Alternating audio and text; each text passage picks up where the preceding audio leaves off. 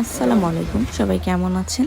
এটা হচ্ছে প্রায় 9টা-10টার দিকে আমরা চলে গিয়েছিলাম লুসাই গ্রামে। এখানে হচ্ছে ঐতিহ্যবাহী ওদের পোশাকগুলো পাওয়া যায়, যেগুলো সবাই ভাড়া নেয় 100 টাকা করে। তো আমাদের সিএনজিওয়ালা উনি চলে আসছে, আমাদেরকে এখানে নিয়ে যাবে। দেন ওখানে গেলাম, ওখানে যে ফার্স্টে আমরা লুসাই গ্রাম ভাবে পাশের একটা রিসোর্টে চলে গেছিলাম, ভাবছিলাম ওইটাই হয়তো লুসাই গ্রাম। দেন ওটা থেকে ব্যাক করে পরে আমরা মেইন লুসাই গ্রামে গেছি। যাওয়ার পর ওখান থেকে আমি 100 টাকা করে আমিও ভাড়া দিয়ে আমার ড্রেস নিলাম। নেওয়ার পর ওগুলো পরে তারপরে কিছু ছবি টবি তুললাম, ঘুরলাম। জায়গাটা সুন্দর, বাট বেশিক্ষণ থাকা হয়নি, কারণ আমরা আবার ব্যাক করব এজন্য। তো এটা হচ্ছে দোকানদার সারা দোকান এখানে।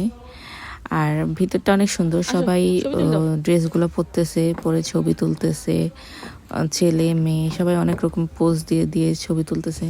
তো আমিও কিছু ছবি টবি তুললাম।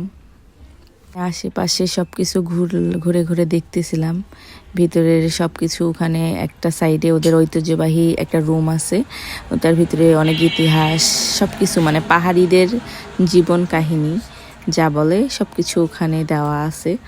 তো ওগুলো দেখতেছিলাম, ভালোই লাগতেছিল। এই যে এখানে হচ্ছে দেখা যাচ্ছে এগুলো, এটা হচ্ছে রুমের ভিতরে।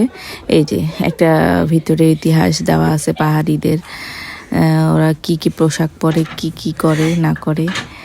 তারপরে আর কি আমরা একটু ওখান থেকে প্রায় মেঘের ইয়েগুলো দেখা যাচ্ছিলো। ওখানে আবার মিরো সেলফি তোলারও জায়গা ছিল, ছবি টবি তুলে চলে আসলাম। এই আর কি, সবাই ভালো থাকবেন, সুস্থ থাকবেন।